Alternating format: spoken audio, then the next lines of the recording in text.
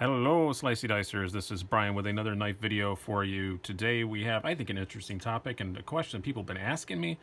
What knives, I'm a collector, what knives should I really try and experience? So this is just a list of not necessarily to own. A lot of them I do own. Some of them on this list are not mine. I do happen to have them in front of me right now. Some of them are ones I actually have for sale, but they're knives that I think you should at least try and experience, whether it's a catch and release thing where you buy it used for a good deal and resell it and just get to handle it for a couple weeks and get to know what it's like, or ones that you should own to judge other knives against. So I'm going to break it into two separate parts, kind of more budget stuff and some more pricey things. It's not a complete list because there's a couple of things that I would put on this list that are illegal in my state, so I don't have them on there. I will make a note of that at the end as kind of honorable mentions, I guess. But let's start off with some budget stuff. Here's some stuff that I think everyone should try and experience. And I have a whole lot of knives in front of me, so it may occasionally take me a moment to find them. Apologize for that. First of all, a USA-made Kershaw of some kind. This is a Link Tonto. This is a Dividend and M390. They make them out of really good steels. They're very well built here in America, and great company, great warranty, and most of them are pretty darn good designs also. And the American-made Kershaws are just a different league than the Chinese-made Kershaws.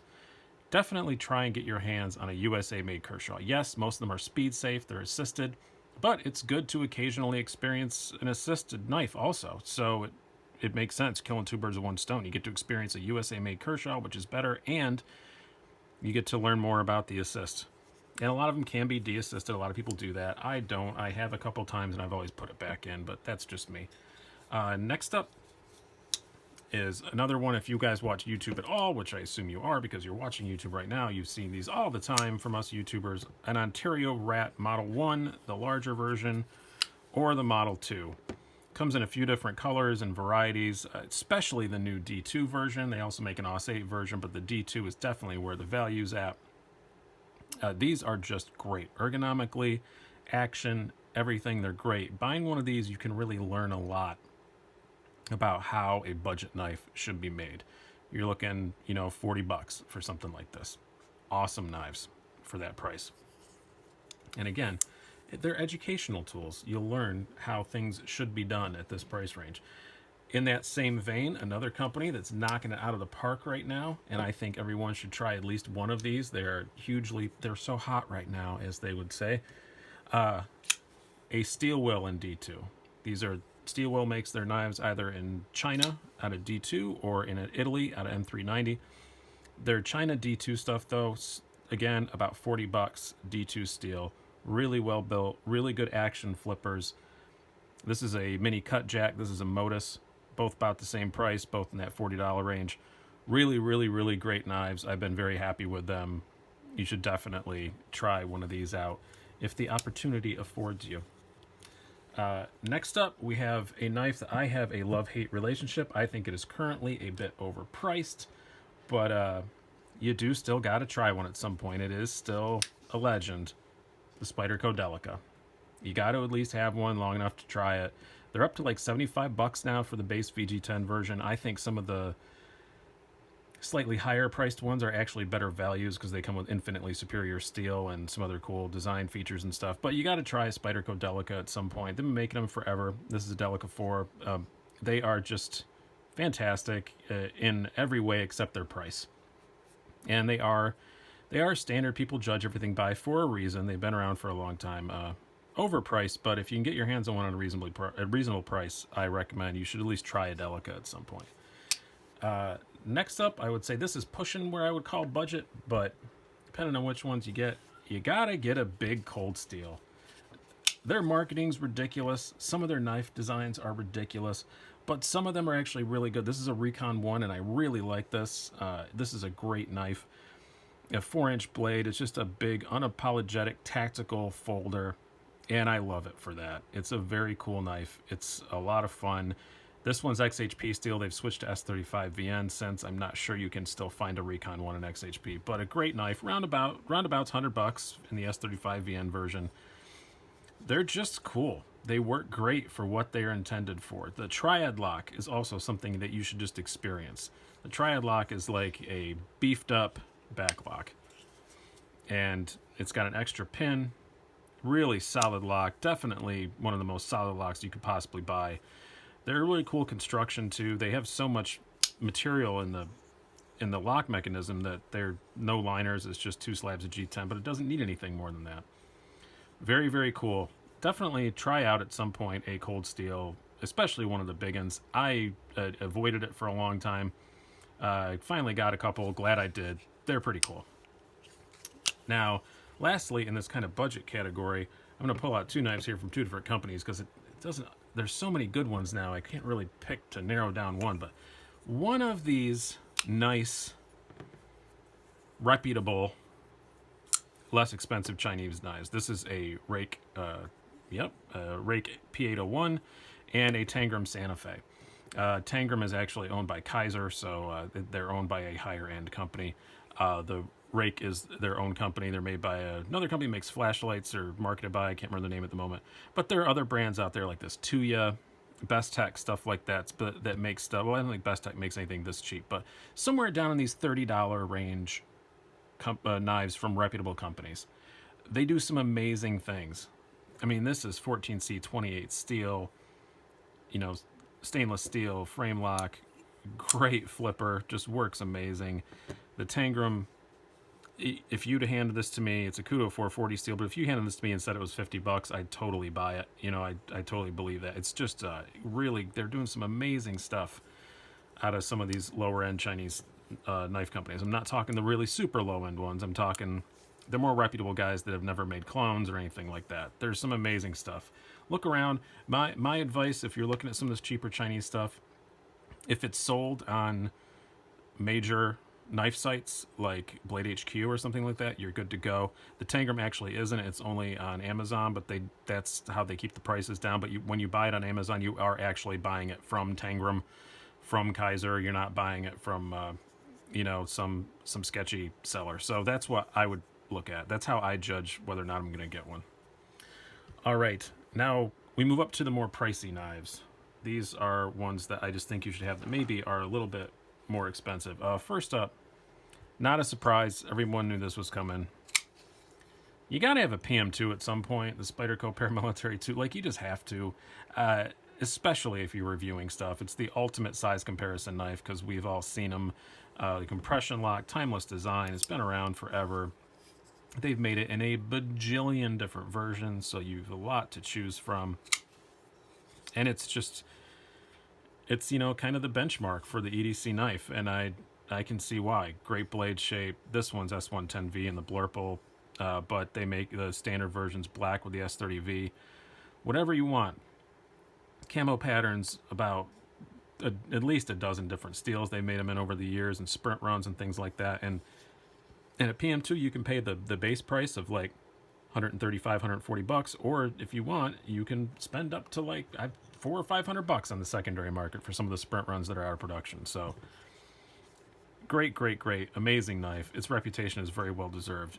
You should really have one. In this, I could almost say the exact same things about the next one, the Chris Reeve Sebenza. Again, a knife that a lot of other knives are judged by, not necessarily the Sebenza, but any Chris Reeve. I just happen to have the large Sebenza. It is a knife that I got to experience for a while, and I am actually probably letting go. But I do really like just the feel of it. I'm probably letting it go to get another one, to be honest, to get an Incosi, a different model. But just their production standards are just so high. There's just, the tolerances are just so perfect, and everything about it just feels like it's meant to do stuff and never break. And the company's great to work with if anything does go wrong. Just the nice little finish details and stuff on it. It's just amazingly built. Just to feel the build quality of one. Even if you don't get to buy one, because they are not cheap. This one's like $450, I think, retail. Just to handle one for a while, if you get to spend a couple hours with one, they're great. They're just so well built, so well thought out, and just cool. You just have to be able to say, yeah, I had one at some point. I think it's one of those kind of grail things, or like if you're a car collector, just to say, like everybody just wants to say they owned a Ferrari. It's kind of like that. Just just a beautifully made knife. If nothing else, then just to experience the build quality, you have to handle one at some point. Next up, we're going to do, where is it? Here it is. Some sort of Benchmade 940. Really any sort of Benchmade axis lock. I mean, you could, like, I've got another one here. I've got a bug out. But you got to experience the axis lock. I would say the 940 if you're going to get one Benchmade, because it's such a timeless design. Again, a knife that's been made in a million different versions. This is the 940-1 and S90V and carbon fiber handles. Quite pricey. They're all quite pricey, to be honest with you. Benchmade is not known for their super value, but you know, you get them in S30V and aluminum or G10 handles that are quite a bit more, or quite a bit less expensive, but still just a great timeless design. So slim, so light. That axis lock, you gotta try it someday. They just work so well. It's just so much fun to flick like this. It does also have a thumb flick. Just a great, great, great design that I think everyone should just try, if nothing else. And again, especially if you are reviewing things, it's another one of those benchmark knives that you judge things against, like the PM2, like the Sebenza, like the Delica. So just a great knife. Definitely try out the Benchmade 940. Little caveat to that, Benchmade gets a lot of crap about their build quality. I have been lucky, knock on plastic. I have not had huge issues with it, but I do recommend, if you can, go pick one up locally somewhere to check it out first. And if you have any, like even REI sells a lot of them. A lot of outdoor knife retailers sell them, and they're price fixed, so you're not going to pay any extra. So if you can go pick one up in person and check it out first, make sure the blade centering's right and all that, go do that. But I've always gotten good ones. I've been lucky, and I love the 940. It is just a great, great, great, great, perfect design. Next up, some sort of very nice ZT, zero tolerance, also owned by the same company that makes Kershaw's. This is a ZT0609. This is just what I'm using as an example, but any nice ZT, I've had a couple of them. They're USA made, super high quality, always really nice bearings that just are like butter.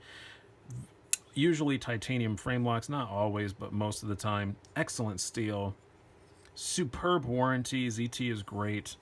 Just really, really, really, really well built American made knives that just have a flair that is you don't find much in American made knives. It's just they make some really crazy, ridiculous stuff, and then they make some slightly more boring stuff, but this is actually one of their more boring models, but I prefer boring, so that's good for me. But anywho, great, great, great knives. You have to try some kind of nice high-end ZT at some point.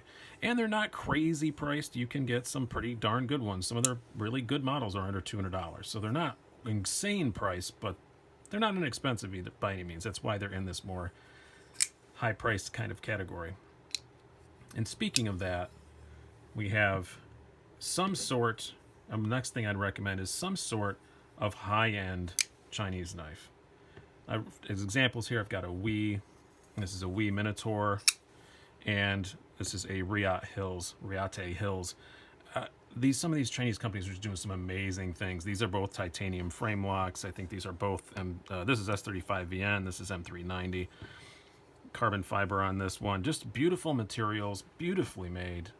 The designs, some of them are a bit out there, but it seems like all of them are reining it back in a little bit and starting to make some more normal stuff that you wouldn't be afraid to pull out in front of people. Neither of these, I mean, the Hills is kind of big, but I still wouldn't be super worried about pulling it out in front of people. The Minotaur even less. So they don't have the crazy, weird, giant curves that look super stabby. So I do like both of these. I would highly recommend, but Reata, there's others out there. Some other big, like some of the high-end Best Techs especially, they make some amazing stuff. Just one of these really high-end titanium super steel Chinese knives. You got to try one of them. Doesn't matter what, but you got to try one of them. And lastly, this is, I don't know where to put this in the high or the low end because it depends on how much money you want to spend, really. You can go either way. Some sort of traditional or modern traditional. So as examples, I've got this, like nice ones, not like your case, hardware store knives. Talking like, and some of the cases are really nice, but I mean, not the cheaper cases. A high-end case, something like that. This is a GEC I can't remember which one this is. 38, I think. 78? I don't remember which one that is now. It totally left my brain. But line steel round head. It's like 115 bucks. I think these were like 80 when they came out. Yeah, it's a 78. Sorry, I messed that up for a second there. Another example would be, you know, something like the Benchmade proper. These are both modern traditionals. They come in S30V M390. This is a true traditional. Yeah, and now slip joints are becoming a thing. You got to learn more about them. You've got lots of these quote-unquote what I call ultra-modern traditionals coming out. Like, we'll just use this one as an example, the Kaiser Zip Slip. So, yeah, something like this. Something in this modern traditional and or traditional category. Probably both, to be honest with you. You should probably have one of each. Yeah, I think that sums it up. I think that those are the things I would recommend if someone was starting a collection and they had a lot of money. That's what I would recommend. And obviously, nobody's gonna go out and buy all these all at once. You can't do that. But it's just my little bucket list that if I was starting to collect all over again, it's my little bucket list that I would want to check out now, knowing what I know after having done this for a few years. So, hope you guys have enjoyed this. I have. This has been a very fun video for me to make. I will see you probably tomorrow or the next day. Hope you guys have enjoyed this. I've been Brian.